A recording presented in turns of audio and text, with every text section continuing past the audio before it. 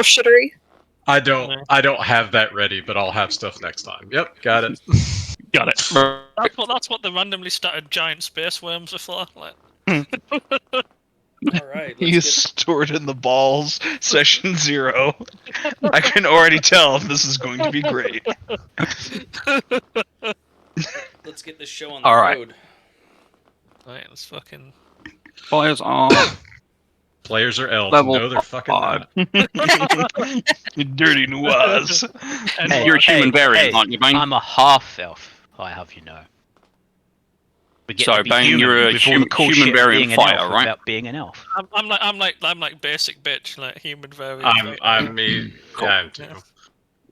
Grim is. We can be vanilla together. That's right. I am Warfrog. Cleric Technically, fighter. actually, that's a lie. Sorry, going back to it, Zone. I'm actually a fighter / barbarian. If we're going to be going into that detail, like. Yeah. Oh, I'm even more vanilla then. Yeah. Because I didn't multi. I mean, did you pick human variant champion I did. fighter? I just picked human variant because I just went sorcerer and they're kind of weak. So I'm human variant champion fighter barbarian. Did you actually pick champion fighter? Yes. Based. I picked champion fighter cleric, so I mean. Yeah. Crits on 19. It's all of them. You absolute knob goblins. Class I was going to crit on a 19 with a great sword. Like, why wouldn't I? Like, bro, come on. Well, I wanted the one. I wanted the one. Special. Owlboy. Owlboy. What? I guess that's officially what they're called now. Seems pretty racist to me. Like. Okay. If somebody's not racist, I fully expect. I'll be. There we go. I was gonna say I'm gonna be disappointed if I don't. If I don't get a inferior owl type. Oh, them damn Hooters. No, I mean I think that's good. Yeah. Wait. Oh, is that how you actually say it? No, no way. Yeah, you're Owlboy. a rock, bro. Oh, No, Owlboy. I thought he was an It's owl. such a stupid word. He's a cloaca owl. Okay, that's fine. I could say that. Wait, hold on. In all seriousness, though, I thought you were an owlin. Technically, yeah, but there's That's what really they're called, not like, much Oh, difference. no, he's an owlboy. An owlboy. Like, Owlin, bewilden. A cloacal form. Hang me. it's about to become a hobbit with wings. Aye. Alright. Yeah, I think, like, once you get to fucking the later books, there really isn't much difference between the Owlin and the, Aarakocra, or Aarakocra, or whatever the fuck you say it. So, I wasn't gonna correct you, Don't you want to I be a was totally Tengu and fine. go, ooh, shiny? Like every No. motherfucker person who ever plays a fucking Kengu. No, I don't want to be a shitbird. Shinies. If I wanted to be a Must shithead, be rogue. I would have Must been be a shiny. a halfling rogue. Alright, so and been a maximum shithead. We've got some pretty detailed backstories, kind of general idea of what's going on with most of the party. If you don't have a fleshed out backstory, that's totally fucking fine. We can explore that later on down the line if you choose to, as a player, if you want your specific character's history to interact with the world around you. What is important is you start at level 5. So level 5 is generally considered folk hero territory. It's like you're not Hercules level of well-known, but you've stuff. Your face is recognized in certain places. Yeah, they know who you are. So, what is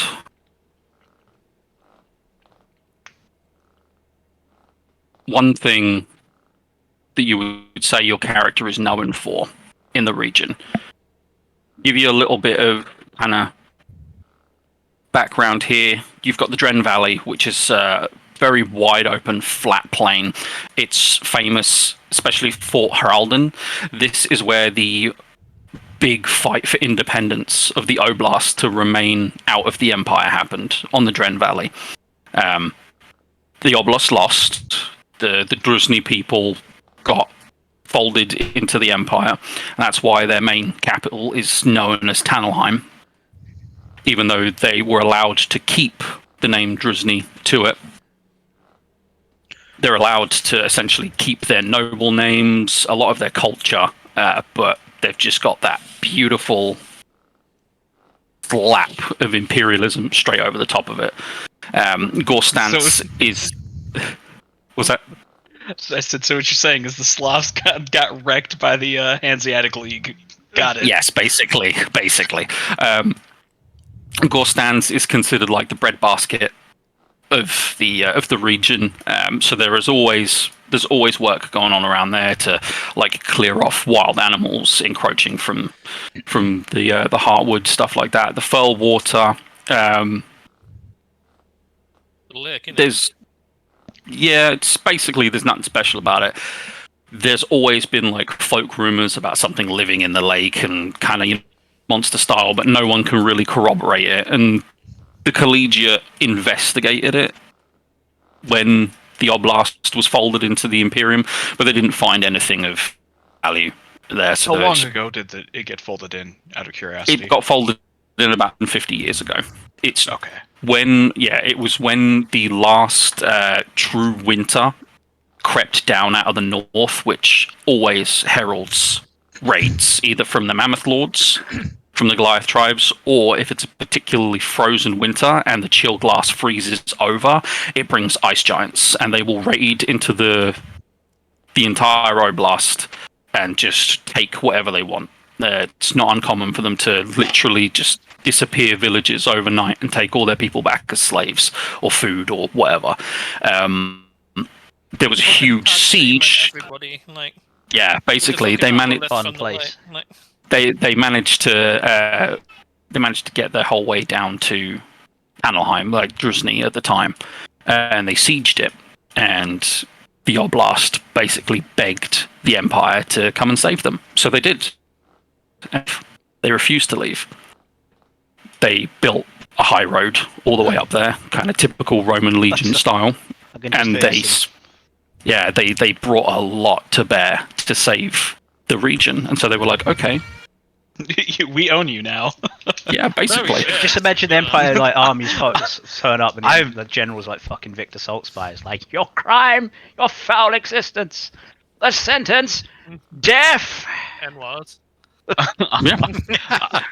I'm liking the fact that my character is a heavily invested into the Empire and the Collegiate already. This is right. They're ultra based. I like this. Hang on a second. Let me mute for. There you are.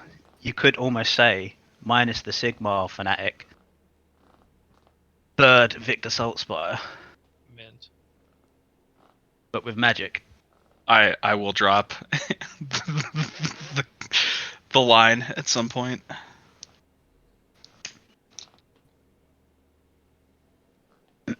I think my character is probably a known because I'm that like one random farmer guy that got like bum touched by whatever dark thing that happened. That's why I'm all fucky wucky.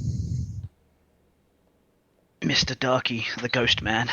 Yeah, like I was a normal bro before, like, I don't know, I was a kid or something, and or young adult, and got inappropriately touched by the void. Yeah. That's a great thing to come back to. Or being inappropriately touched by the void. Like... Okay, kid, you want to see a magic trick? Right. Suddenly he just belches like jet black smoke out of his mouth. He's done a lot of breathing exercises to take all those tentacles. Roll for damage. Looks like emotional damage. Roll 2d20 times 5.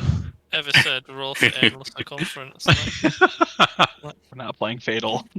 No, we don't. The zone should just we don't talk about that here. Sidetrack into it. Like, Halfway through the game, it's like, why are we suddenly rolling like all these d10s? It's like, no, you've got to roll for the circumference, boys. and Wake girls. me Yeah, up. roll the pain threshold and circumference. I can't wake up. Did you take the Nasal anti-caring circumference. feat? All right. So essentially, you laugh, but there's an entire table for pretty much every orifice. I know. in the game, you're I like, know. Unfortunately, I know. Cease to desist. But so the oblast got folded into the empire as like payment for coming to their aid. For the most part, it's kind of since the kind of failed rebellion against the empire, where the rebels got absolutely fucking pasted against the Imperial Legion. They just weren't prepared. Was the commander of the Imperial forces named Hadrian by any chance? Oh, we can call him Hadrian. Right.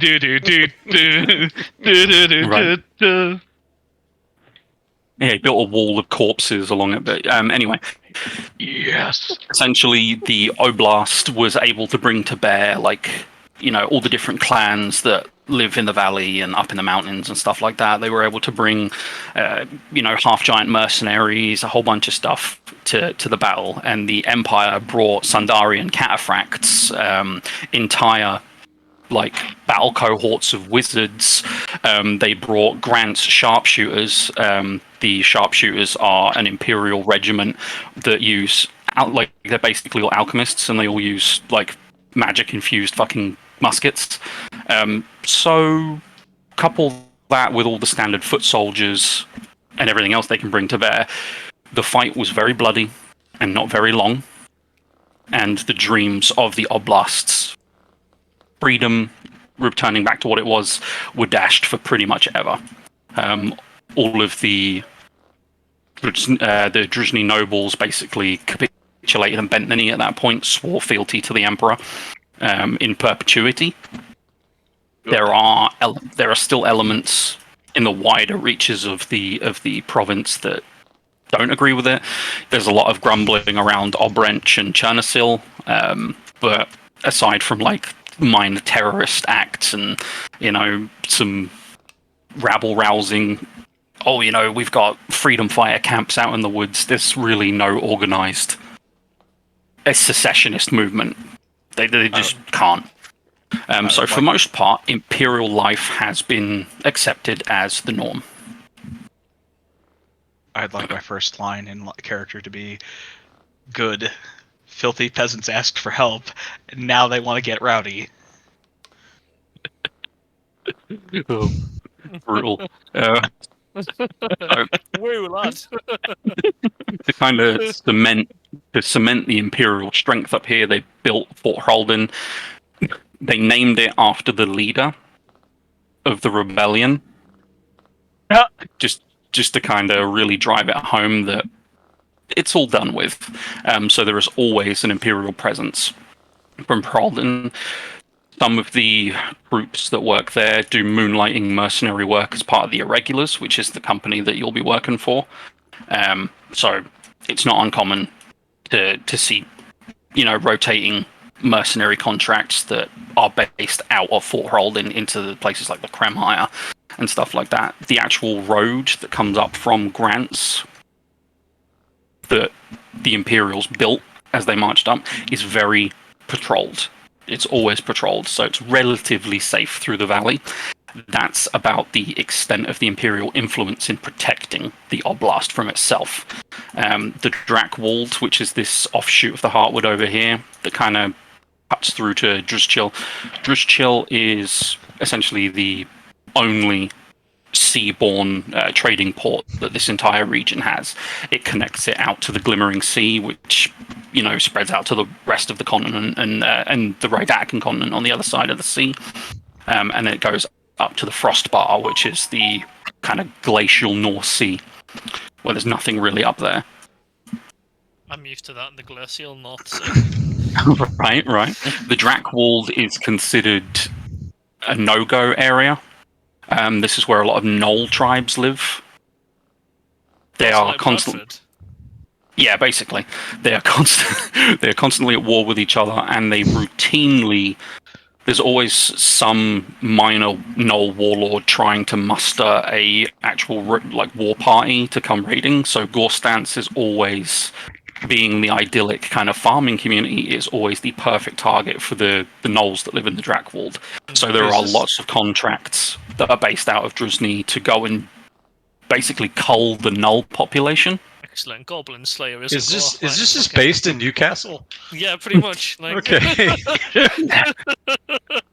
Can't confirm, just saying. Like. Eat the wounded.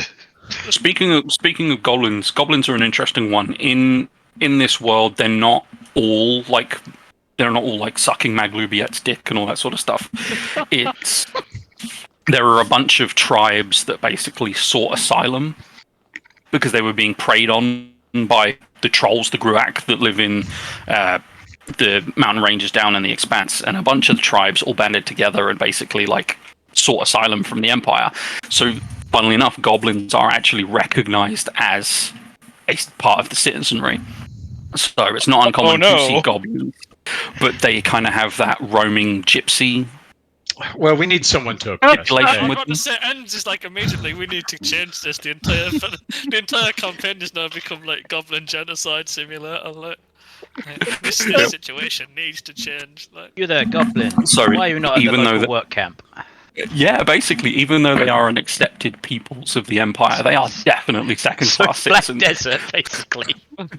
They're they are. Goblin in that world is not an enemy; they're a citizen, but they're always like treated like shit and sent to the farms or mines. So my question is, what is the common slurs for goblins? In-laws. Oh my god. Goboids, I guess. Pick up.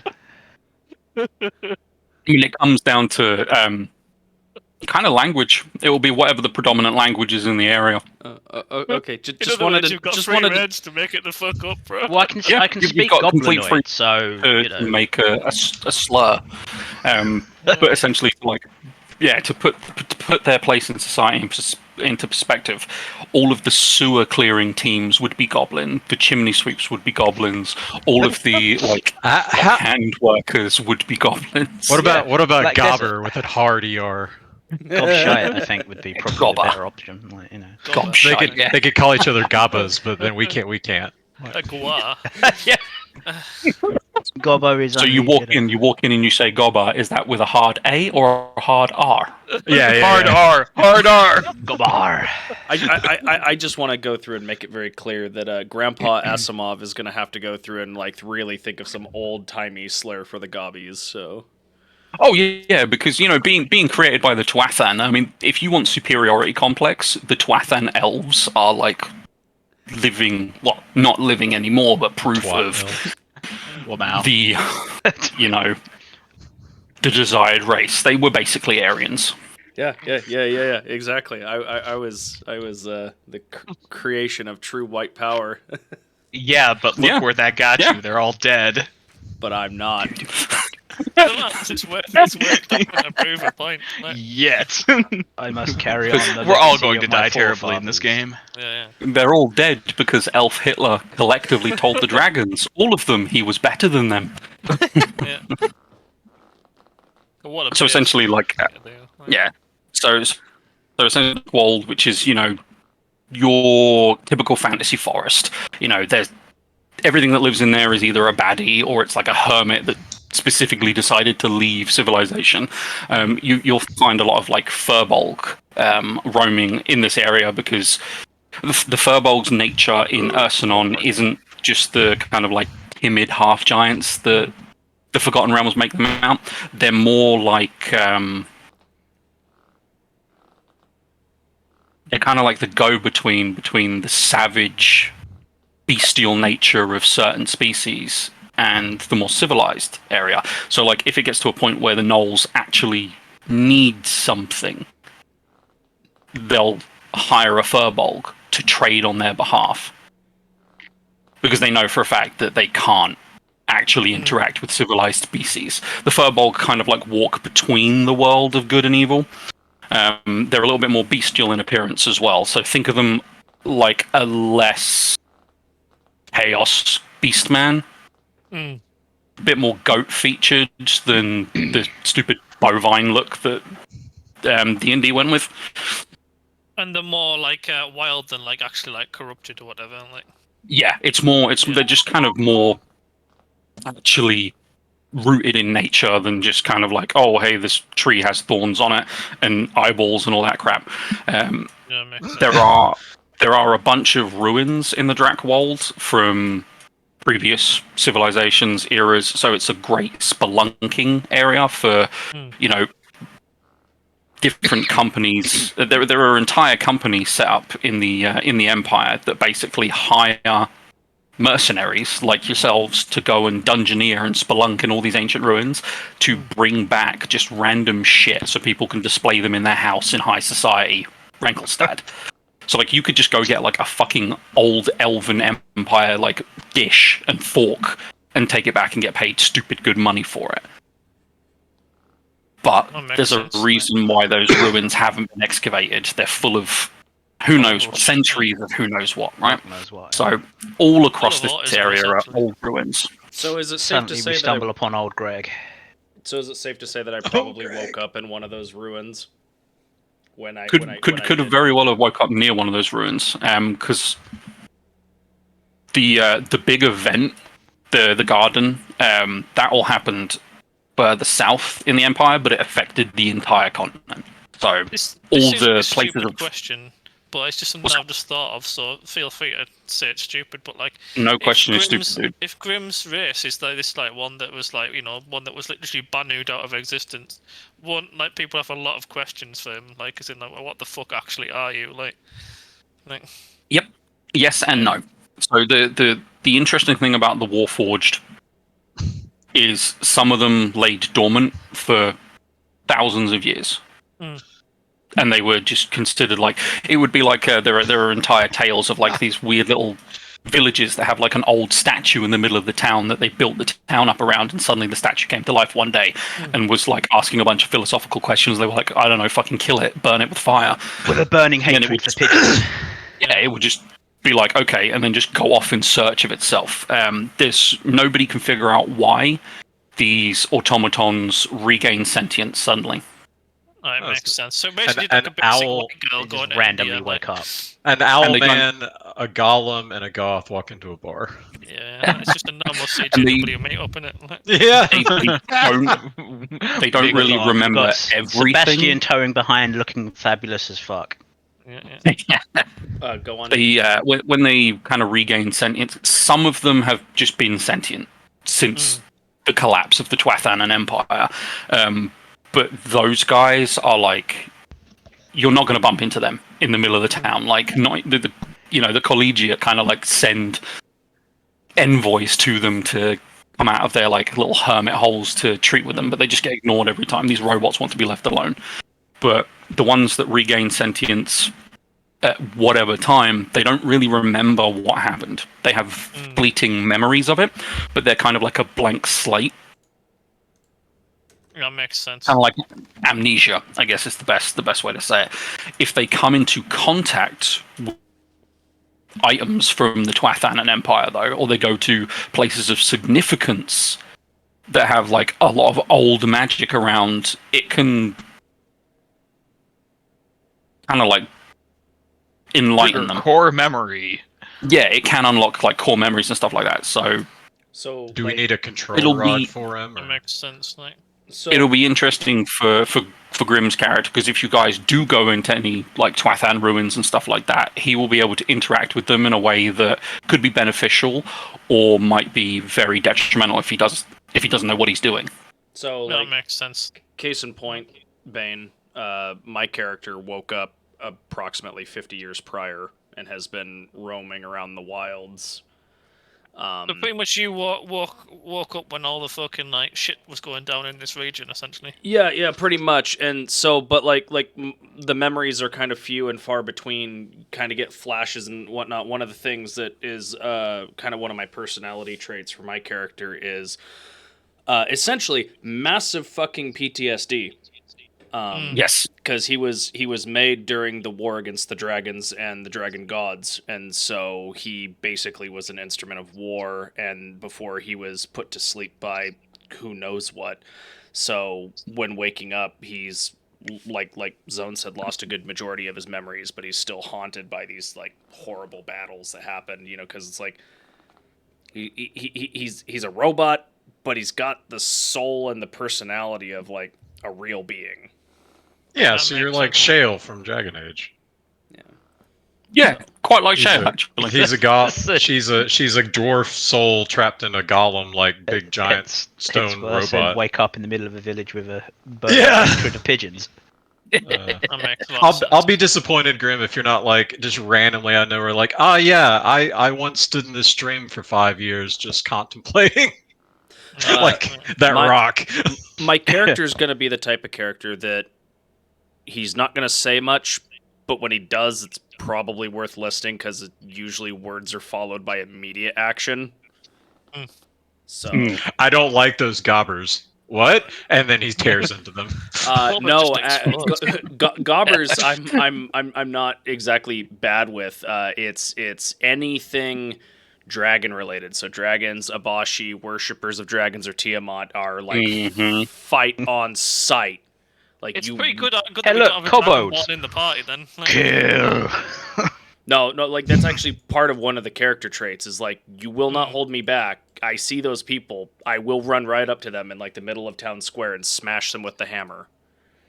It's like his entire base programming, his entire reason for existence was to kill dragons and their servants. So it's kind of like he can't. It's like RoboCop. He just actually can't override his base programming.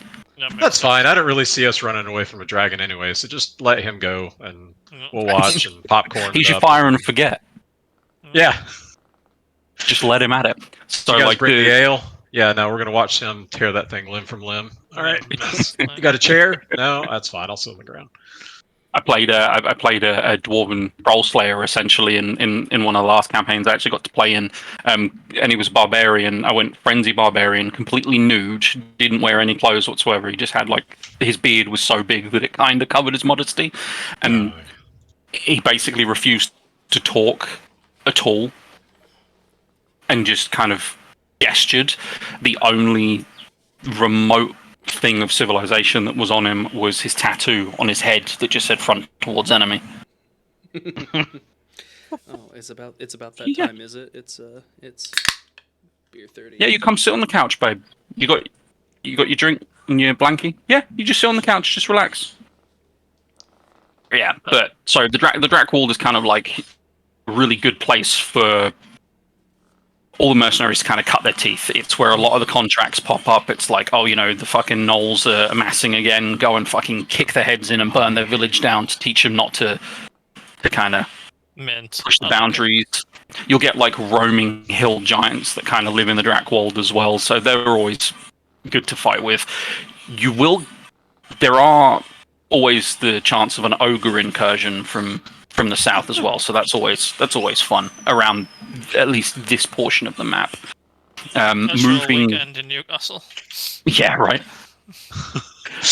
Moving a little further in, the Brench Barrow Downs is kind of like the ancestral burial place for the Drisney people, which, thanks to the Garden of Vecna and the massive amounts of necrotic energy that were unleashed on the material plane, it kind of woke all the old guys up, and they now kind of own all of the necropolis and old barrows and everything that are down there.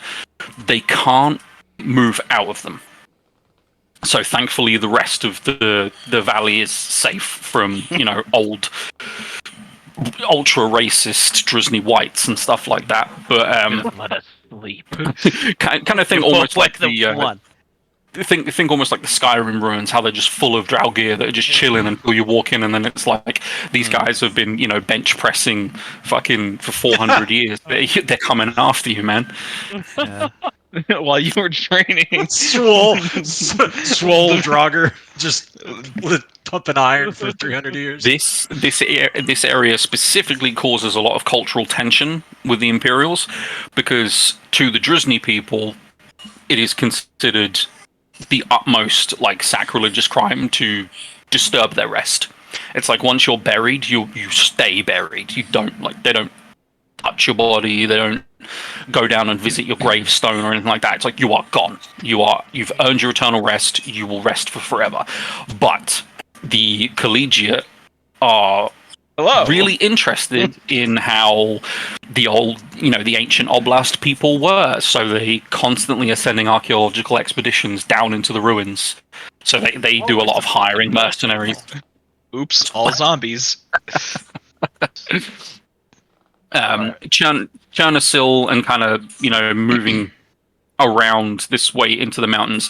Chernobyl is kind of like a logging town. They have a lot of contracts with the Toppelhard lumber family that come from the Empire.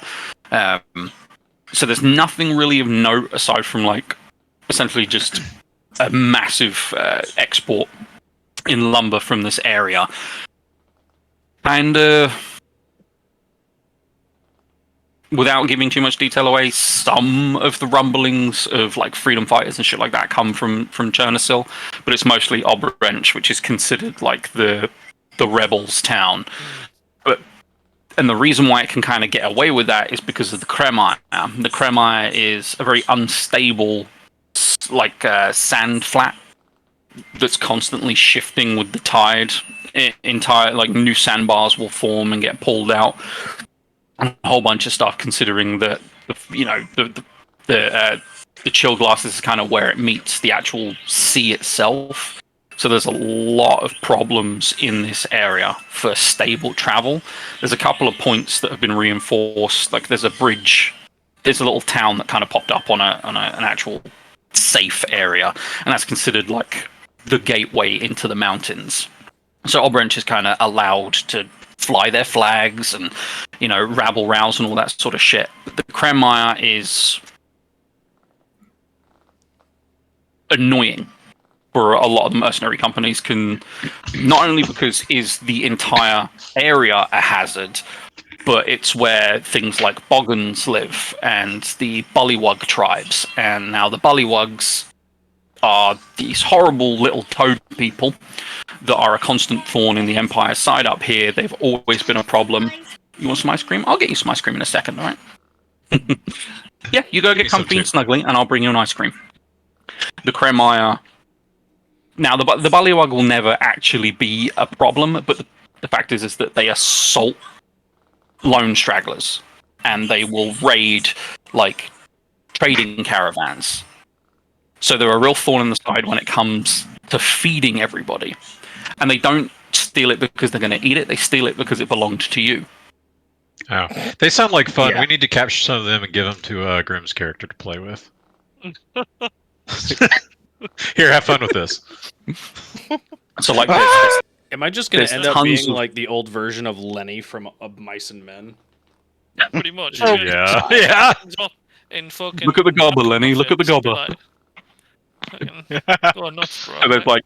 So there's tons of old sunken buildings and villages and stuff like that in the Kremire, which just got ignored and left.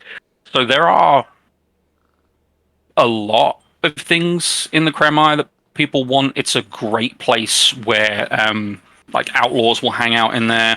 It's a great smuggler's cove, a whole bunch of shit like that. Moving through the mountains, there is Telmiz. And Telmiz is kind of it's part of the Oblast, but always considered itself independent from even the Druzhny people. The Empire have said that the whole region is part of them, but the Telmiz people are truly apart from the Empire. They do not recognize the Empire as even a fucking thing. They're so far removed. You'd be right saying that the Empire doesn't really bother even fucking going there. It's just it's so not really worth bothering with. It's so fucking annoying. It would be it's not worth the cost of getting your army up there to actually conquer them. So they're basically just left to do what they want. They're welcome. They come down and they do trading with, Obrench, and sometimes you'll find them in actual Druzhny itself, but they're a different breed of people, and you can tell exactly who's from Temlis and who's not because they look out of time, out of place. They just haven't caught up with the rest of the world. I do love judging people by the look of their skin. So. Yeah, it's like they'll have certain tattooing, they'll dress a certain way. They still wear a lot of like yak and seal clothing, whereas everybody else kind of moved on from that. All right, I'll go get your ice cream. Fuck. It was like, Daddy, stop talking. I'll be right back. I'm just gonna grab her an ice cream from the fridge. They're used to me talking to my kids. So. Nah. I'm Good just job. gonna say What were you gonna say? Go on, go for it. that, and I hope Zone can hear this, because if not, then oh well. But with a name like Chernobyl, it sure would be a shame if it was bathed in radiant energy that perhaps left behind a lingering radiation. Not great, not terrible. 3.4 radiant, not great, not terrible. It sounds like we got plenty of direction to go cleanse and remove and purge. So. Perhaps an exclusion zone. I'm sure there's plenty of contracts to deal with bullywugs, random rogues, thieves, all kinds of stuff. So. And then we can my character just wants to go to the ruins. I'm gonna be straightforward with that. Like, we can get rid of the goblins just on our own. Yeah, that's just a side objective. That's just a side gig. Goblins. It's funny that you say. It's funny that you say Chernobyl as an exclusion zone. No, that is the lovely place called the Desolation. No, he wants to make it an exclusion No, it was zone. it was a joke because it's close to Chernobyl. Yeah, he wants to turn it into that. Yeah, I mean, it would be a shame if it was bathed in radiant energy and then if that's the direction glowed. you guys take. Like I said, I mean, it's like I'll have certain like. You can go and choose what quests you want to do with the mercenary contracts and stuff like that. There are very few times I'm going to railroad, traditional railroading. It's only if you trigger, like, a quest. An event that affects the rest of the world. Yeah. That's when it would be a little railroading. You pulled the lever in the ruins. You were not meant to. No, that's totally that makes sense. I mean, there's certain burn times forest, burn toad people, burn the gobbos out. There's things that are beyond our ability to do, and we've triggered something, or something has triggered, and we've got to just go with it. Like, the Rancor what is the fixed traditional home of the hobgoblins, the Urkan Mag. In this setting, hobgoblins have absolutely no relation to goblins whatsoever. They're not goblinoid in that sense. They speak the same language, but they're not like just bigger goblins. They look like mandrills. They're more kind of ape-like. They have a very, very, very subjugation. Yeah, their entire culture is built around your physical prowess. It's the strong survive, the weak serve. They're Klingons. Kinda, yeah. Actually, I'd say yeah. Basically, take Klingons. Yeah, they're very Mongol-inspired, kind of in their looks, with a little bit of kind of like, I guess like that samurai vibe thrown in there.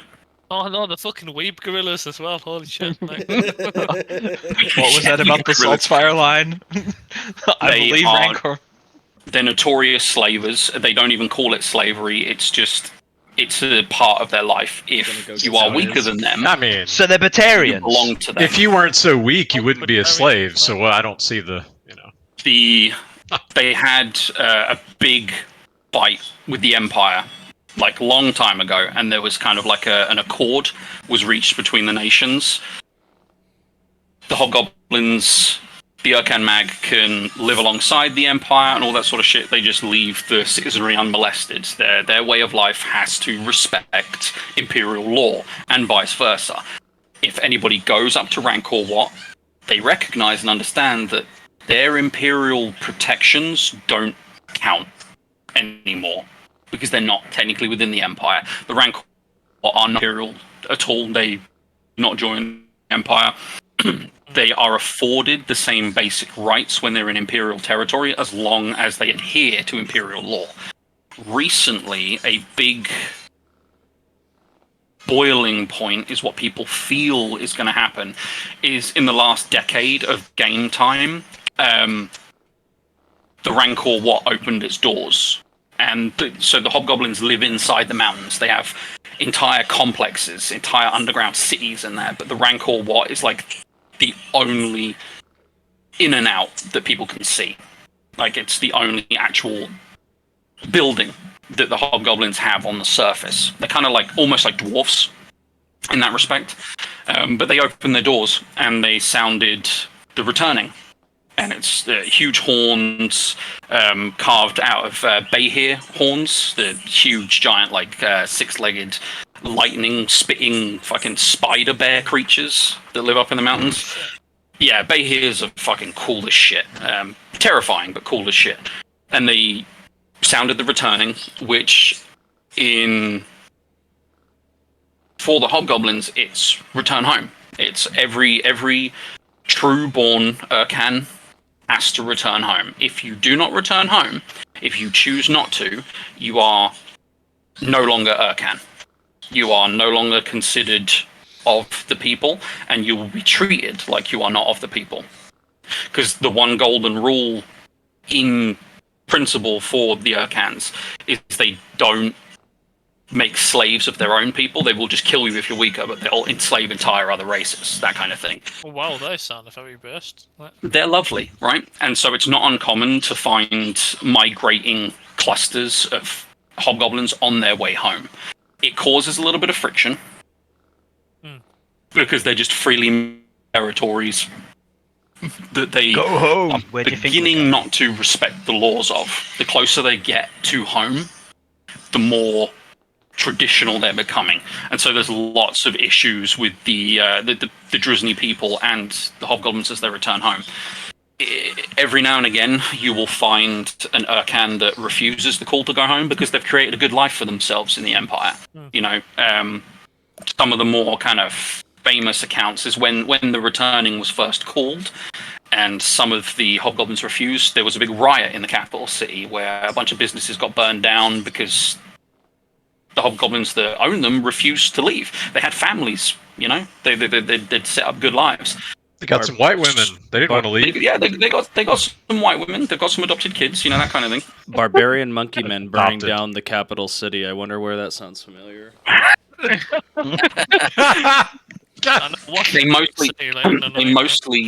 mostly targeted the huge emporiums that've got like a big red circle painted on the side of them. They took things like new riding boots and viewing crystals and stuff like that. They didn't actually attack any of the symbols of oppression. They just took. They didn't steal any food to feed their families. They just took new shoes. They didn't. They took new shoes. But no. So there was like a whole swathe of riots across the Empire that was quelled very, very quickly. But the fact that they still happened was the proof in the pudding that the Urkan Mag weren't gonna, like, they had to be left to their own devices to return peacefully. And any of them that stayed behind were shaven with shearing tools, daggers, swords, you name it, anything that can cut hair and fur. They were shaved by those that were returning home, and they were left naked. And that was the cultural and symbolic. You are no longer of us. We have taken your hide. We've taken your fur. You are done. You are no longer Urkan Mag. You are less than. You are. Nothing. I don't know. It sounds like they're better if they're staying in civilized society. Right. maybe the barbarians should just fuck off and go home. The thing that worries people the most, though, is that just before the returning was called, it had been about 7 years since the last Urkan Mag diplomat had been seen in the royal court. Their chair was purposefully left empty. The court had sent envoys You know, it's like, hey, we're going to give you a heads up if we're doing this in the area and stuff like that. We want to make sure we're respecting ancestral boundaries and all that sort of shit. They started getting the silent treatment. And then a couple of years later, the returning gets called. And this is the first migration of hobgoblins back to the once quite terrifying Hobgoblin Empire. So a lot of the Imperial, especially the Imperial War College, a lot of the generals are preparing.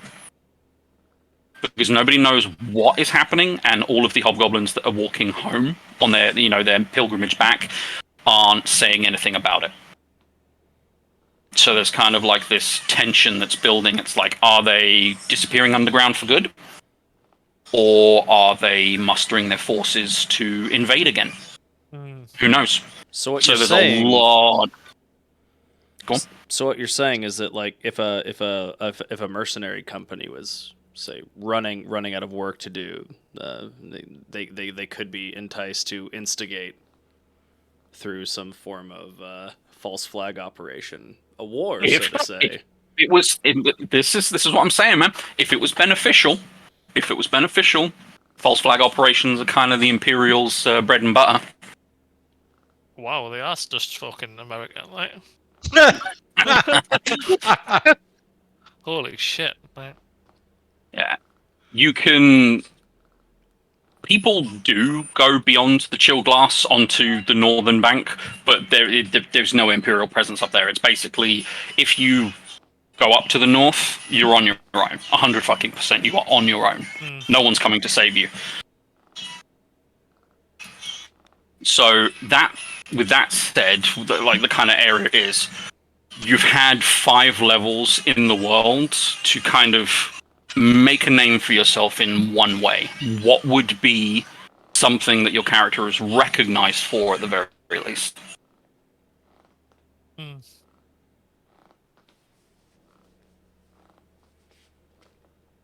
His great sword. I can start if everybody can. Whoever wants to kind of jump in. Okay. So since this isn't. Don't look at this as like a list that you have to start. This is just me putting stuff down, so anyone can. Make Bane go first. Well, I can do if you want. But I know. Go ahead. Okay. I just, since I've already got I had Go! the channel written down. Yeah. Given Pillaro's entire backstory and point, I would assume locally he'd probably be known for either organizing or participating in expeditions towards the ruins in the Drakewald, and for being fairly dogged about bringing back information and bringing back when you take fucking paper and charcoal, I can't remember what it's fucking called right now. Not etchings, but Oh yeah, I think they are actually. Is it etchings? Yeah, etching. Yeah. Nailed it. Taking back Scrivening etchings and stuff like that. Yeah. All right. Collecting knowledge. Yeah. Okay. So reputation for being dogged. Ooh, my fingers don't work.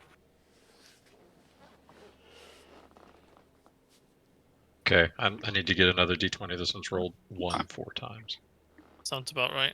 Yep. Yeah. Are they? Is their reputation up until this point a kind of neutral one, a fairly positive one with the people, or are they leaning more into the infamous? These are kind of things you can. I would say, depending on where the local stance is going on, neutral to positive, they're very, very empire-centric. So being a citizen of the empire is very, very much a standing point of pride for Tellura. So if the locals are, neutral to positive about that, then obviously, he very much shares everyone is a citizen of the empire.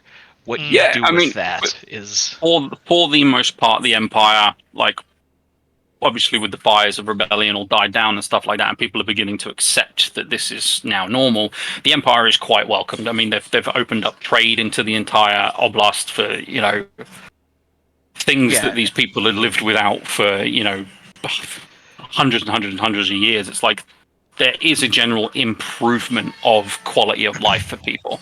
It's only really like the die-hard nationalists that are against it. So the Empire isn't an invading conqueror so much as a reluctant. And I suppose presence. the last thing would be, since they are a standing member of the collegiate, they also don't exactly. He's not exactly. He doesn't hide that. Like he's got his little robes and any symbolism that comes along with it.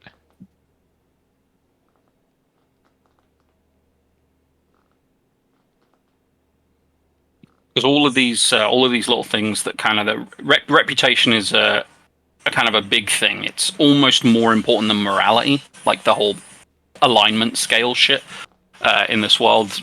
Who you are and the things you've done are far more important to the world around you than if you're neutral good or chaotic good or any of that shit. It's like that doesn't come into. It's just like the real world. Like I was saying, I mean, alignment really is only for things. Yeah, it's like you can call someone evil, but they're like, no, what I think I was doing was right, and then it becomes a moral quandary, right? It's not lawful evil or chaotic evil. The only time good and evil apply is for things like celestials. Like the shit that actually matters, not like just normies like living their life kind of style. Like. Yeah. Like if it's not cosmic, yeah, exactly. That makes sense. Like, bingo. Sweet. So, anybody else have any ideas of what I have one that's fairly might be recognized for? Yeah. So I was thinking for mine, like, I don't know at what age I was like afflicted with whatever, you know, goth powers that I have. But I think like when I was I was probably living in that attic. Maybe I was a kid or like an older kid, teenager. I don't know. I got turned into a goth. Maybe they kicked me out of town, and so I started living on like the fringes of society a little bit. You know, I do odd jobs, that kind of thing, but kind of was shunned. But I'm thinking maybe I got back in people's good graces around whatever that town was. You showed my attic that I lived in. Maybe there was some kind of attack, like an ogre attack, and I used my powers to help through a web or assisted somehow importantly enough that like, oh, he's not okay. He's still creepy as fuck. We don't really like him. However, we don't actively hate him now. Like he did good. You know, that kind of. He has a use rather than just like someone who's like fucking like, you know, scum. Like. Yeah, it's like we don't know if that guy's evil or not. Oh, he helped with the ogre attack.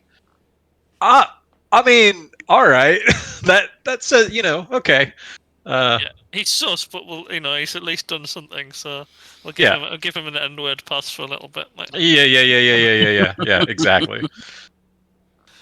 Man. All right.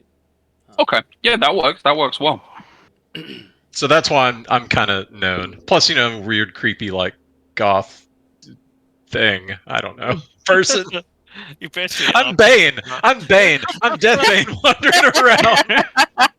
Right. So I would say, okay. So I can go next. So I would say that, like, you know, Unto, like, because I would say that he's actually been around that mercenary city anyway for quite a while. I can't remember the name of it now that starts with a T. If I didn't have to check the map again, but you know the one. Enelheim? Yeah, that's the one. He's basically been just doing odd jobs there because he's basically been really looking for, like, you know, a cure or whatever, and to basically just like make some money because he's also fucking broke after everything that happened. He's basically picking himself up off the ground essentially. Now I would say that locally he's got a reputation as just like a solid mercenary. Like, you pay him and he joins your mercenary band for that mission or whatever, and he does a good job. Not everyone knows like really anything about him because he's not really exactly the most talkative type. He doesn't really want, you know, he's not someone who's like, oh, I need to put my trauma all over the bird book, you know what I mean? That's not really his thing. But they know that he's dependable and that he'll get the job done. But people are still probably a little bit suspicious about him because they don't actually know, like, anything of his background, and he's not like basically. He's not a dickhead, like he's not like one of these like edgy anti-heroes that's like, sits at the back of the tavern and like doesn't actually like interact with anybody.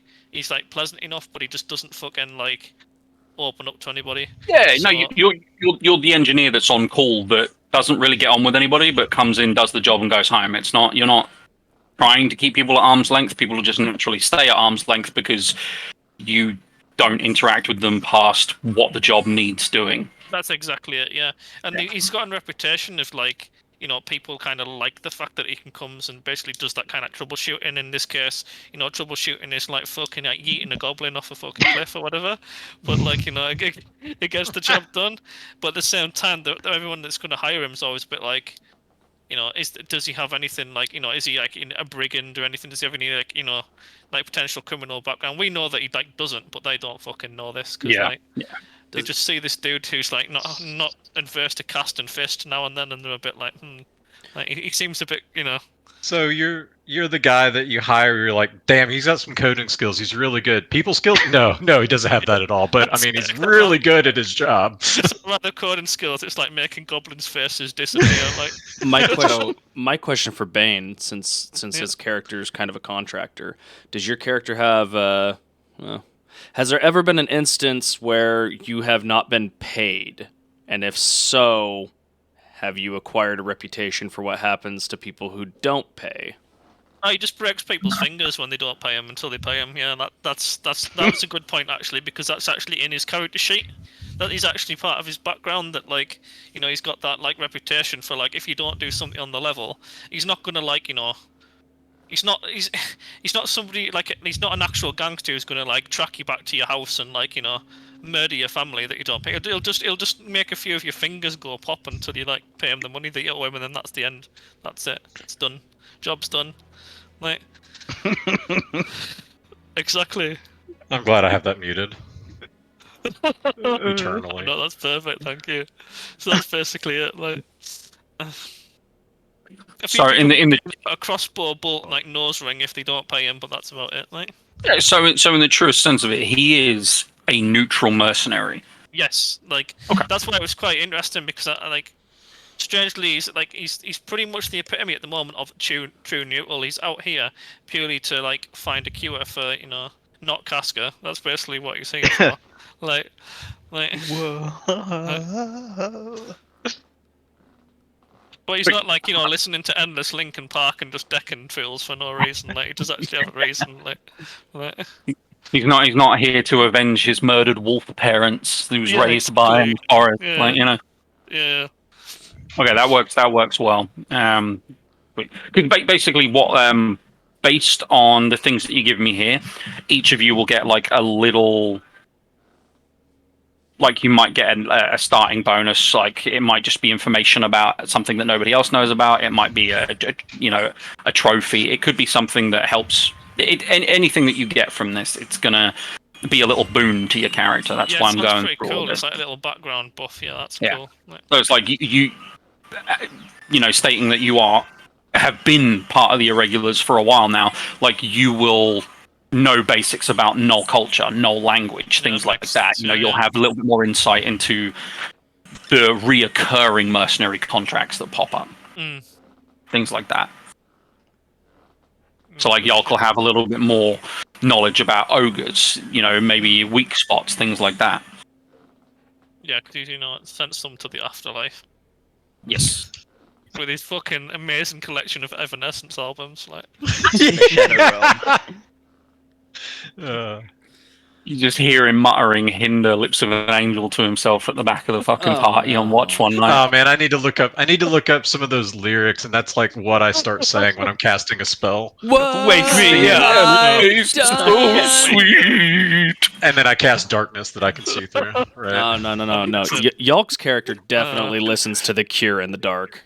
I was going to say, I know I'm totally down with him being that kind of goth. Crawling in my crawl is crawl. Everybody As he's hurts. wrangling the life out of him in the river, and he's like, "Boys don't cry."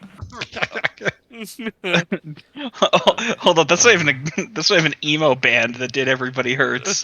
Hold up. Record It's fucking scratch. REM. Yeah, I know. All right. All right.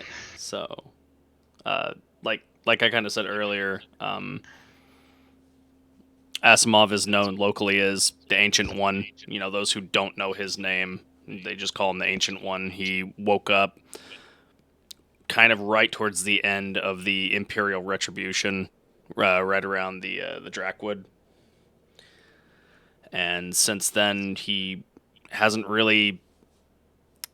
He's never really seen inside any of the major cities, but he is seen on the outskirts and in some of the local terrain around the area.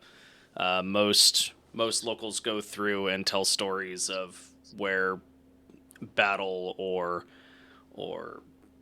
persecution has kind of happened, and he's kind of just come out of the woodwork, hammer in hand, and gone through and smashed the aggressors. And just kind of fucked off onto his own. Can I have met you, Grim? Yeah, like this is the perfect opportunity to establish relationships between characters as well. It's like, have you crossed paths? Do you know of each other? Are you friends with each other? Is there a natural born rivalry that's appeared? This is where we discuss. This is where we make it. I don't know if you'll know me, Yulk, but I think that it's safe to say that like you have definitely caught glimpses of me walking around the outskirts of your village. I mean, I'm on the outskirts too. Yeah. I would almost say like well, when I say outskirts, I mean like the woods. Like I don't go near the town. I don't go into the villages or anything. Yeah, like that. when I say outskirts, I mean when I mean outskirts, I mean the woods and not in the town because I was ostracized. Like, so of course he's gonna be in the woods, isn't he? Like, you know what I mean? Like, I was kind of thinking like, oh shit, that's one of those things I've heard. Oh, I've heard about this guy, like, because I grew up in the town or whatever. Yeah, I've heard about him. Very wary of you, see you from, over the years once or twice, maybe even get to where it's like, oh shit, like big, like you're like the Bigfoot. It's like, oh, he's friendly. I've been within like 20 feet of him. He didn't rip me limb for limb. It's fine. Yeah. I haven't talked to him, but he didn't say anything. I may have like stopped by and just kind of like stared at you for a minute, like obviously with no ill intention, but like nobody's gonna know anything about me or anything like that just because like 100%. I don't even know anything about me other than the horrible nightmares that I wake up having from the Great War. I could see our closest interaction would be like, I'm getting water out of the stream and I see like a reflection come up and I look up and you're just standing there staring at me. I kind of shit my pants just a little bit. And, but then I'm like, no, I've seen this guy before. And so I just keep coolly, shaking, finish getting my water. You're just standing there and I just on about my way. And then I bravely tell people like, yeah, no, I met that guy. He's my bro. I spend a lot. He's my bro. I spend a lot of my time in that kind of that living forest area is where a lot of my incidents seem to pop up, where people are being accosted by brigands or wild animals or stuff like that, and that seems to be where the majority of the stories come in because I'm usually palling around there. But every now and then, like when Yulk saw me, I'll be kind of down south by the wannabe Chernobyl place, so Chernobyl. So, Grim's first words in character. I stay, you go, no following. Do not do that. My heart is not ready. Fuck you. But he's just the Iron Giant. But one of the easiest ways to tell that it actually is me, because like from a distance, I assume that I look like just some big fuck off, warrior in plate. And then as you get close, you realize, oh, that's no warrior. But the easiest way to kind of know that it's Ancient One Asimov is instead of carrying a backpack, he has a chest, like a whole ass chest strapped to his back, being used as a backpack, strapped to his back with rope. That's not, man. That's something with liquid. I mean, I kind of have an image in my head of you looking similar to Alphonse Elric in Full Metal Alchemist. Yeah, kind of. So, that's kind of the thing. And people don't really know this, but he's kind of roaming these forests looking for ruins of the fallen empire, trying to go through and see if there's anything that can go through and kind of either remind him of his purpose or go through and awaken the memories that he's lost. Right. It's going to be super fun when he like reactivates and like murders us all, and that's the TPK.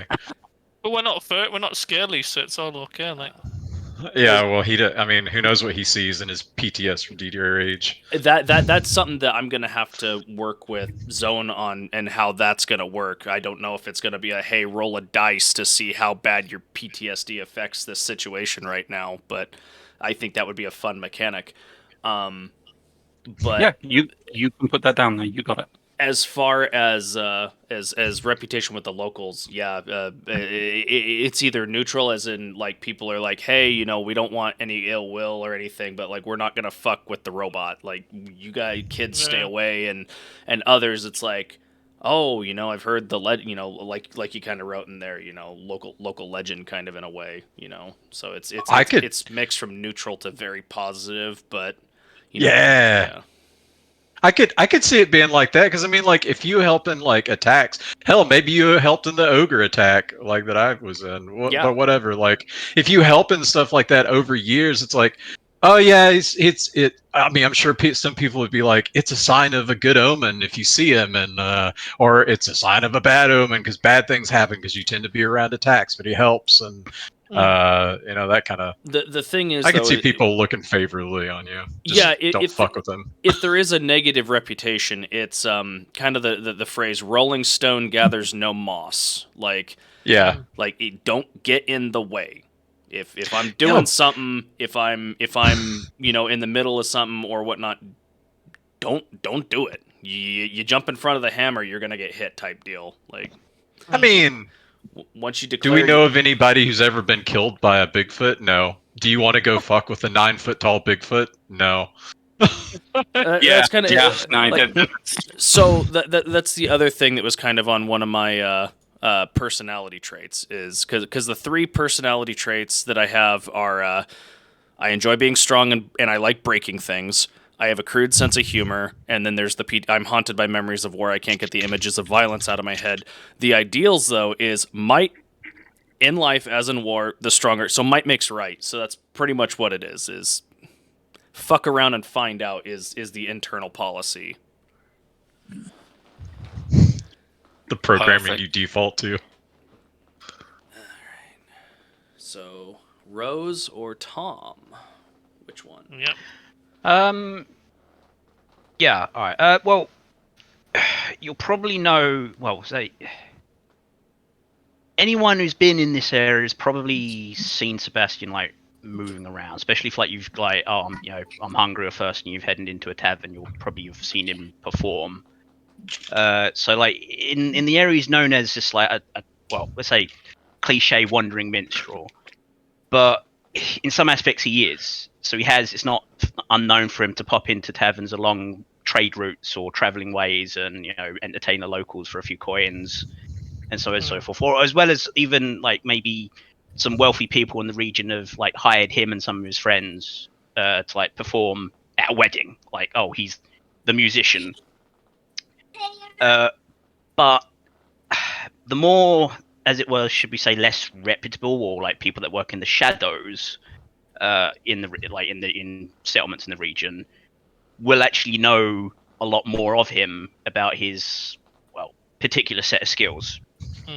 That, okay, we need you to spy on these people, gather some information, sneak into some, you know, heavily guarded vault or whatnot to see what's in there, or potentially even steal what's in there, and find out what you can around the region, and, like, sell what we find, or even sell, like, not necessarily just like gold, trinkets, or baubles, or whatever, but information. And he does kind of. He doesn't like stick out like a sore thumb, but if he was in a crowd of peasants, he would stick out like a sore thumb, because they're all dressed in, like, normal, common, like, tattered working clothes or whatever, and he's just, like, got this, like, immaculate fur coat on. Yep. And, you know, and like, he's not, like, he's always carrying around this, like, ornamental looking scimitar with him, so he's kind of like, oh yes, he's you'd know of him if you were to have seen him. So you may not exactly know him, but you know of him, or may have seen him around.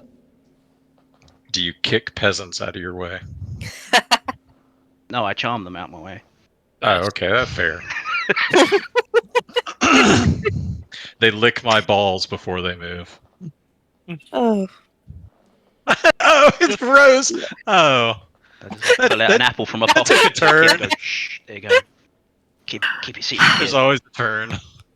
I used to think you were normal, York. I take everything back. Like I told you before, he hides it a little bit, but he's as autistic as the rest. Like, It's not very deeply hidden, though. No, it's just a veneer of. I think that just leaves you, Rose. Oh no, yeah. unless Tom's done. I didn't know if he was done. That's all I could really think of. All the which would be like the main site. So it's not like complete like, who the fuck is that? It's like, oh, it's him. Yeah, we don't know his name. Well, some might know his name, but It's that guy. You remember the guy with the thing? He did that thing over at that place. You know, the guy. That's just it. He's the guy. he was that guy that was rocking out in the tavern the other night. You know him, yeah? I mean, that's a good enough reason as any to know everybody. I mean, No, you're Tom, the local entertainment. Yeah. are you the type of bard that would have half of the women in the capital city trying to chase you down for child support? No. No. Okay. Just checking. Just checking. No. Lambskin He's is not used. that kind of bard. yeah. He's not one that's like probably on some kind of police. His scimitar is used. Like, he's basically not Jerry Savile, essentially, is what I'm trying to get at with the skip to the chest. Like, yeah. The scimitar is not a euphemism in this case. Chances are, if he's trying to woo someone, he'd probably also trying to kill them, or at least like shut them up in some way. Yeah. So I like it. booty calls are for business only. Like. So I would. I'm not saying he wouldn't, say, but you know. let me see here. So I'd say that Sebastian has a familiarity with local fences and criminal elements. Yeah. For sure. After Rose goes, I actually want to make a couple of revisions to mine, I think. Yeah, of course, do. If you want to go first, you can. Okay. So he's less of an authority in the collegiate because keeping the backstory I wrote, he's kind of on thin ice due to Booty bothering. looking into matters and looking into like the as a seeker hunting things out and then like finding a necromantic cult and So you went to the restricted section interested. without permission, and Dumbledore got ass blasted. Yes, essentially. Got it. Such a way with words. Yeah,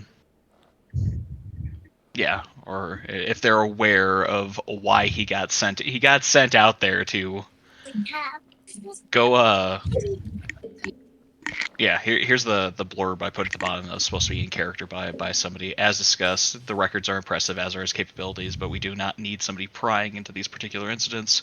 I'm given to understand that Varys has ignored our advice and is looking into the necromantic cults and other various connections. Perhaps it'd be in everybody's interests if he were to focus on something more productive, such as disturbing rumors coming out of Tamil Oblast. It doesn't matter what you tell him, as long as it keeps him occupied with long enough either to forget this nonsense or too busy to be able to pursue it. We don't need him becoming a blight on the Seekers. So, Sort of on thin ice within his own authority. So if there's less savory elements that might have information on death cults, he may have sought them out in the past. And he's probably worked with Anto at some point due to just having showed up one day and being involved with working with the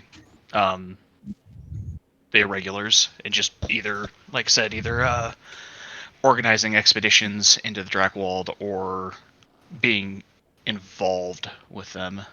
That's okay. I'm not racist against bird people. In I character, mean, that is. I mean, even if you are, I'll just pay you a bonus to get you to shut up. That's true. Like, the only thing that Unto hates is demons. Everything else he's pretty chill about. I'll be honest. Like it's more about can you cast Fist really well? If so, you've got some mad respect. Like, or if you can cast some some of that wizard shit, then that's okay too, I guess. As long as it's I have not, like, lightning demonic, bolt, so like- that counts. Cast some of that wizard shit. I don't know anything. I can't read. I don't know how to cast wizard shit, but I can make a sword out of nothing. Yeah. He's got like intelligence of like 8 or 7. Like it's not really his thing. Like he can about read. That's about it. Like that's what we can say. Like. But weird squiggly yeah, no. lines Essentially, on you this just scroll make my head hurt. showed up one day and immediately started digging into runes. Very best. Like. So, definitely got involved with the irregulars through needing that.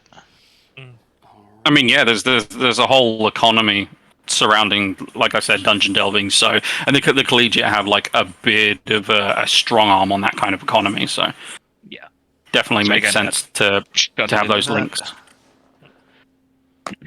A bit of necromancy in it. Oh, right. That's a secret. That's sort of a secret project of find more information out. Boy, I have such delights to show you if you follow the bread trail, like.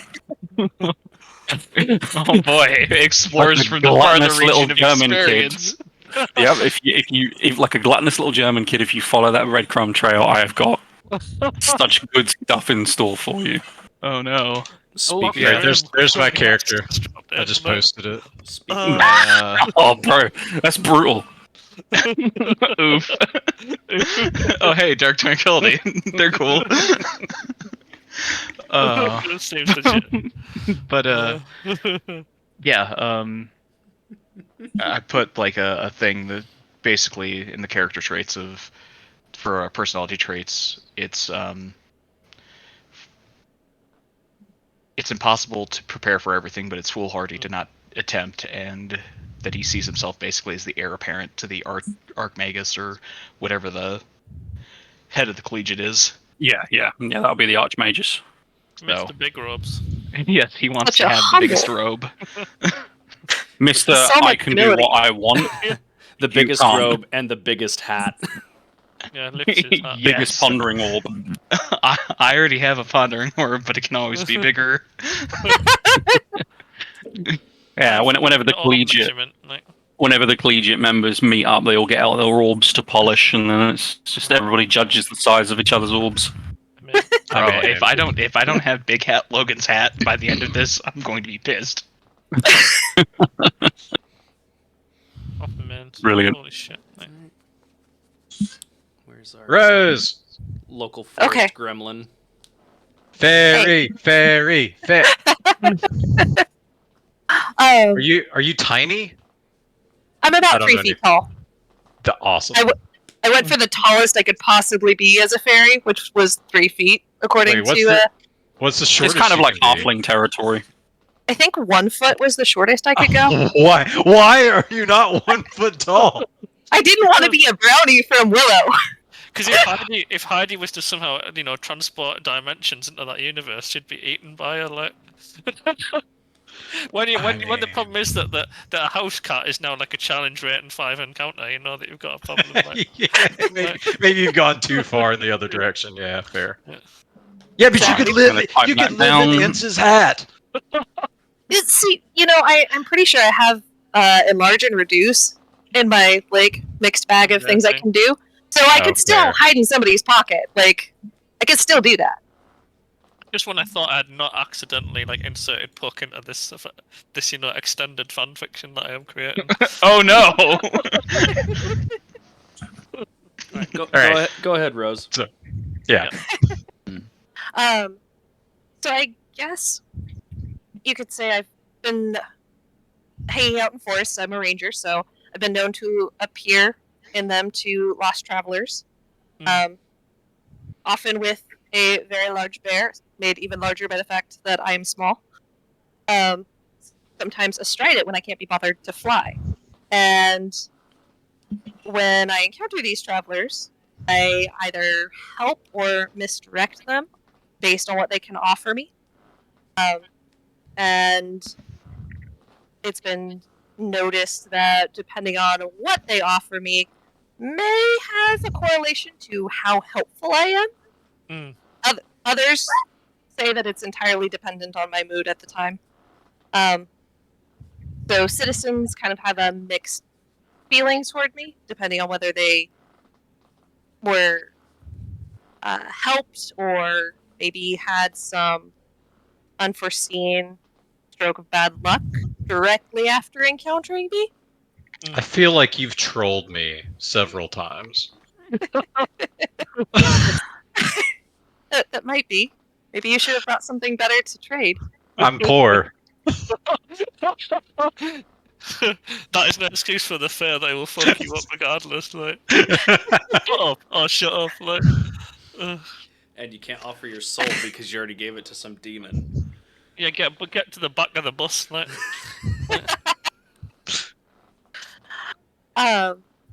Wait, which forest is this, Rose? Is this the one that I hang out with, like the living forest and where most of the common folks stay on the road, or are you in like another forest? No, it's all kind of the same forest. There's just different roads maintained through them, so it's kind of like all the same forest. Okay. It's fuck huge, essentially. I'm guessing. Like... Yeah, it's massive. It's a primeval forest that literally spans the entire continent. I guess what I'm trying to say is kind of like how Yulk said that he saw... Yeah, like, is it the same area? Well, like how Yulk said that he saw me and had minor interactions with me, very minor interactions. Kind of my question is the same thing. Like, if I'm running around these same woods to fuck off and stay away from civilization, like, have we had interactions? Did you say that you went to Chernobyl, Grim? I roam all around. So it's so very likely that I've been kind of around the area. So, like, what I was thinking for me is if you go back over or zoom back out, Zone. I figured, like, after I kind of got kicked out of Tanelheim, or not really kicked out, but kind of ostracized, I like bebopped between there and Gordstan, and so a lot of the Heartwood, and maybe somewhere probably the Heart. I figured you were probably hanging out in like the Heartwood and the bench bar, those hillocks over there. Maybe I didn't. Heartwood is kind of common, but like for me, I don't know where Rose is hanging out. That's kind of why I'm asking. I primarily hang out around the Drakewald, which is where I woke up, because there's that there's that road that goes from Tonalheim, Drusny all the way up to like Fort Heraldin and the Krimire. So that's kind of... Grim's probably seen the bird fucking around in the ruins a couple of times. But that's why I'm asking Rose, because I don't know which part of the forest she hangs out in. So, like, if I primarily am around, like, the Drakewald with, like, the broken down forts, the old busted forts and stuff like that, and the old strongholds and whatnot, I guess that's kind of my question, Rose, is, like, which forest do you hang out in, and is it one where, like, we would have ran into each other? So I figured I was going to be kind of roaming around, familiar with kind of all of the forest generally around where we're starting. Okay. But at this point in the timeline, I figured I'd be kind of in that area. And possibly, like, one of my personality traits is I'm very curious, and I always want to know how, like, things or people work, and it could be very realistic that you or y'all could be something very curious that I could be kind of annoying little navvy in the background trying to figure out what you guys are up to. I mean, encountering this guy, he's a giant sentient statue. Yeah, I think kind of going around doing what, beholden to no one, doing whatever the fuck he pleases. It's kind of, that's interesting. I mean, you would also, legend, like... yeah, I he's could a local definitely see that. legend. Like, you'd also probably be able to smell essentially, like, you know, with your Fey inheritance, your Fey heritage there. Yolk's character would kind of be like a shining beacon of primal magic. Mm-hmm. I mean, I could see you and Grim interacting somewhere in the deep woods. I figure that I interacted with Grim and maybe you, like, on the edges of the woods, somewhere around Gorstan. Like, I definitely wasn't going deep into the woods. That's not where you make money or you get not mauled by a bear. Like, but like, if y'all were ever near the edges of the woods and I was in the woods, that's probably why we haven't interacted much. But that would be the only, The logical place, yeah. Because Asimov doesn't give a fuck because he's like, I go where I please. So I'm walking. I walk through the middle of the forest all the time. So that's why I was thinking, like, oh, it's probably likely. Walk in here. Yeah, it's probably likely that we either ran into each other directly, as in like Rose and I, or at least there was some of that like, what the fuck are you type thing from the two of us. Yeah, and it could even be that, like, in thinking like, oh, you're weird, I haven't seen something like you, before or something, and followed you and then ran into Yolk and was like, oh, you also smell interesting. You sound more fun to fuck with, so let's fuck with you. Yeah. The giant rock man. The giant rock man, it's got some like fucking like potential like intelligence or protection, but this like random dude that's on the edge of the forest, he's a good fucking mark. Let's see if we can cut his coin purse. That's the same. You're not a rogue.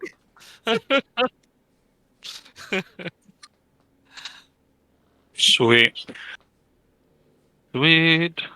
All right, sweet. There's a lot of good stuff here that I can sort of craft the start of the story with. I said I will be there in a minute. All right.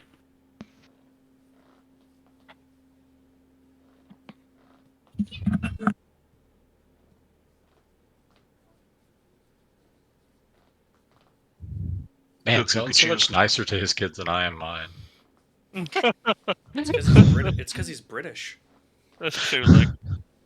No, it's because she's basically a clone of me, and I know exactly what will piss me off. Yeah. Oh yeah, I mean that's.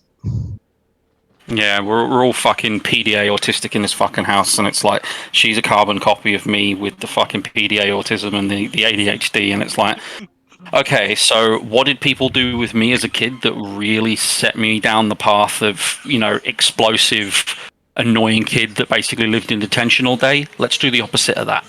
Yeah. And it works, It's funny, my oldest isn't like, she's not totally like me. My youngest, though, is absolutely little ball of autism. So. It's an experience. She's easy to entertain. She goes off. That one's going to be moving the rocks backwards and forwards in the hills in the future. Yep. All right. Is there anything else that anybody needs to know, or is there anything that you need, Zone? The only thing that I would say is that obviously, like I said, just to reiterate, I don't mind that main Ender's character might have actually potentially worked on one or two jobs. We don't probably know each other that well. But we're not at least fucking psychopaths that will get each other killed. Sorry, there's one thing I forgot to add. Yeah, what's that, buddy? He's also Sebastian's also known to be a fairly skillful swordsman or duelist. Okay, so it's not without the realms of possibility. Has he, would it make sense that he's kind of affiliated with the mercenary company as well? Yeah. He's been like an extra sword on a few gigs, stuff like that. Yeah. Okay. Oh, he's probably super popular because he can entertain at camp and fight good. Yeah. Okay. I've got the beginnings of a really, really good start for all of these to be interlinked. So, yeah, I can work with a lot of this. This is all really good. Good stuff. Sweet. Can I add one last detail? Yeah, of course. Hey. Enough for that. Since one of my ideals is freedom, anybody I encounter, whether I've helped them or led to mischief, they've always gotten a choice. Like, freedom of choice is super important there. So, like, there's always that free will of the person that kind of chooses the outcome. Oh, so basically, if you fuck with someone, it's because they've chosen that path. Yeah. That makes it. Yeah, it all clicks together. Look, you're the one that wanted to fuck around deep down, and now you're finding out. Oh, damn it.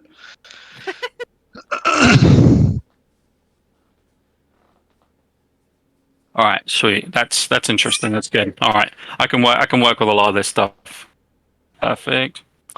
All right, so with that, we kind of like, we've got that we've got the starting knowledge. We've got established characters within the region now.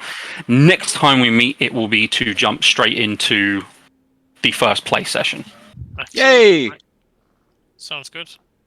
And Good then session 0 yeah, no, of course. Can everyone? Because it was really like interesting as well. It's like go over like what the world is and actually sort some of the character stuff out. That was really good. Right? It's what I prefer. Because a lot of people use session 0 as just character creation. I'm like, yeah, but then that's like the whole fucking session. Like flicking backwards and forwards through the books. I prefer using session 0 to establish who you are and how you're going to start in the game. No, it's a really good way because just character generation doesn't actually prepare the game. It just prepares the characters. It doesn't actually do anything for the game itself. Like, yeah. Which is why, and strangely, it's why I like, not to plug it any more than I already do, but like Traveller, because actually part of Traveller character creation is, as you're creating your characters, it's like you do it like with each other, and you do this kind of thing as part of the session too. Like, you actually tie the characters into each other at character generation, so you've got some fucking idea of what do. Like, yeah, and there's at least some synergy, because it fucking kills me when the first 2 sessions is everybody sat in a tavern ignoring each other like fucking Strider and the Hobbits. Yeah. Is everybody able to see the screen here that says house rules? Yes. Mm-hmm. Okay, perfect. So just in short here, I've done things, obviously ignore that one because that was for a previous game, but level 5. These are all rules that I use all the time, and if you have a really strong opposition against it, we can remove it from the game. Ouch, that hurt is criticals are max damage that the weapon can do, and then a roll. Okay, so rather than 2x, what you roll, or rolling twice, it's max damage plus a roll. Yeah. So it's great sword. It would, if you roll a crit. I said, give me a minute. Yep, now that's more like me.